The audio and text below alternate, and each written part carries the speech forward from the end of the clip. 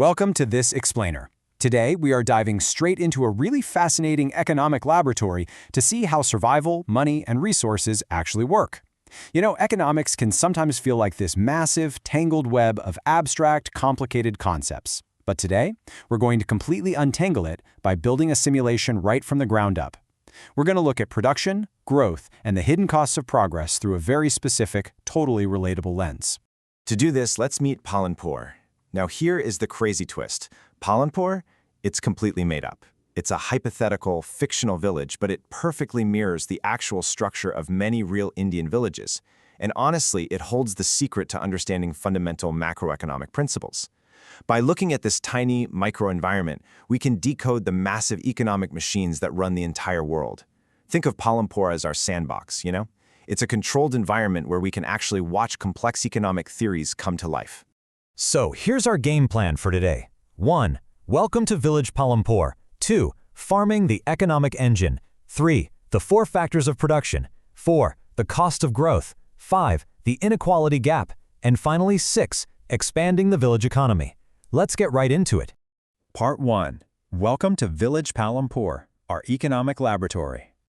All right, let's set the scene. Our model village isn't some isolated, off-the-grid place. It's actually equipped with basic, modern infrastructure.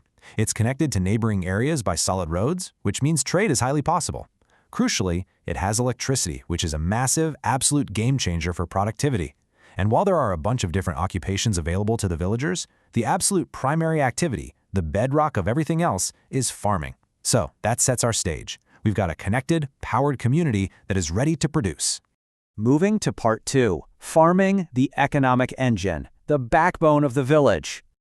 Okay, so the people of Palampur face a classic, universal economic problem. They have a limited, completely fixed amount of land, but they absolutely need to generate more output just to survive and grow. So what's their workaround? Multiple cropping. It's exactly what it sounds like, growing more than one crop on the exact same piece of land during a single year. During the rainy season, they might plant jawar and bajra. Then in the winter, they pivot and switch to wheat. And right in between, they squeeze in a potato crop because, well, who doesn't love potatoes? This brilliant strategy is exactly how the village maximizes its output from a strictly limited resource. It's pure efficiency in action. But multiple cropping is really just step 1. To truly supercharge the engine, the village brings in modern farming methods. We're talking the famous tools of the Green Revolution here. They swap out those old traditional seeds for HYV, high-yielding variety seeds. They introduce chemical fertilizers and pesticides to boost and protect those crops. They tap into the village's electricity grid to run tube wells for consistent, reliable irrigation, rather than just crossing their fingers and relying on rainfall. And they bring in heavy physical machinery like tractors. By injecting all these modern upgrades, Palampur's agricultural output absolutely explodes. Part 3. The 4 factors of production, the source code of the simulation. Okay, pay close attention here, because this is probably the most important concept in our entire explainer. Before we can list the 4 factors required to produce anything, we first need to break down the idea of capital into 2 very distinct buckets. First up, we have fixed capital. These are the big assets you buy once and use over and over again for years, things like tools, buildings, and those tractors we just talked about. Second, we have working capital. These are the items that get completely burned up or spent during the production process: seeds, fertilizers, raw materials, and the actual cash you have on hand. You absolutely need both types of capital to make the economic engine hum. So with those 2 buckets in mind, let's assemble the 4 factors of production. Factor number 1, land. Sounds super simple, right? But the massive catch here is that land is fundamentally fixed in supply. You literally can't just print more of it. And this category doesn't just mean the physical dirt. It includes all the natural resources and water tied to that real estate.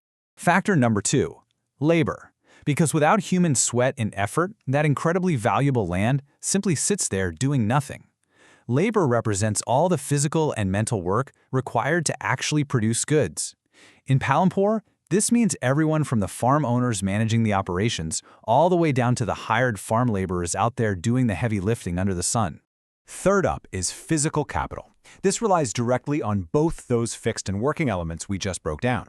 You need the tools and the machinery, your fixed capital, as well as the raw materials and the cash, your working capital, to actually execute the day-to-day production process.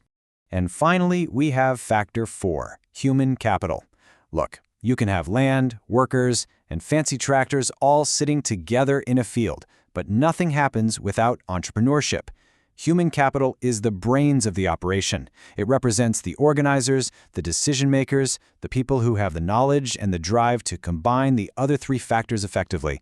They decide what to plant, when to plant it, and where to invest the money. Remember these four: land, labor, physical capital, and human capital. They are the essential inputs required to produce literally anything in our economy. Part 4. The cost of growth. Unintended consequences of modern farming. So our engine has been running perfectly. Output is through the roof. But let's take a step back and look at how this strains the system. Because economic growth almost never comes for free. Unchecked growth introduces some really critical bugs into our simulation that threaten long-term sustainability. Step 1. Soil degradation. Pumping the land full of heavy chemical fertilizers gives you a massive harvest today, sure, but it severely kills the natural fertility of the soil for tomorrow. Step 2. Water depletion. Running those electric tube wells non-stop is great for irrigation, but it drains the underground water table way faster than nature can ever refill it. And Step 3. Environmental damage. The harsh pesticides used to protect those modern seeds, they eventually run off right into the water supply, damaging the local ecosystem and ultimately impacting public health. It's a harsh but vital lesson. Sky-high production today has to be carefully balanced against the sustainability of tomorrow. Which brings us to Part 5, the inequality gap, a glitch in the village system. Now, environmental damage isn't the only issue here. We also need to examine a huge systemic glitch regarding how wealth is actually distributed in Palampur. That essential fixed factor of land we talked about, it is definitely not equally shared. When you break down who owns what, it is heavily concentrated in the hands of a very small few. A tiny fraction of large farmers own the vast majority of the agricultural land. Then, you have a massive number of small farmers squeezed onto incredibly tiny plots. And at the bottom, a whole class of completely landless laborers who own absolutely nothing and survive strictly by selling their daily labor to those large farmers. This completely unequal starting line creates two wildly different economic realities. For the small farmers, they are basically just trying to survive. They produce barely enough for their own family's use, and when they need working capital to buy seeds or fertilizers, they don't have savings to fall back on. They're forced to borrow from local moneylenders at insanely high interest rates, which frequently trap them in a brutal cycle of crippling debt. Now flip that and look at the large farmers. They have so much land they produce a massive surplus. They sell that surplus in the market for pure profit. They earn higher incomes, which means they can easily save money to buy their own working capital or invest in new fixed capital, like better tractors, which just widens that inequality gap even further, harvest after harvest. Finally, Part 6, expanding the village economy, the need for diversification. So, how do we save our simulation and fix this inequality glitch? Well, agriculture alone simply cannot support everyone. The village has to evolve. Because land is strictly fixed, Palampur can't just magically create more farms to employ the landless laborers and small farmers. They have to build out non-farm activities by investing in vital sectors like dairy, where they sell milk to nearby towns, small-scale manufacturing like pottery and weaving, local shopkeeping, and a transport sector utilizing rickshaws and trucks. Palampur completely shifts its trajectory.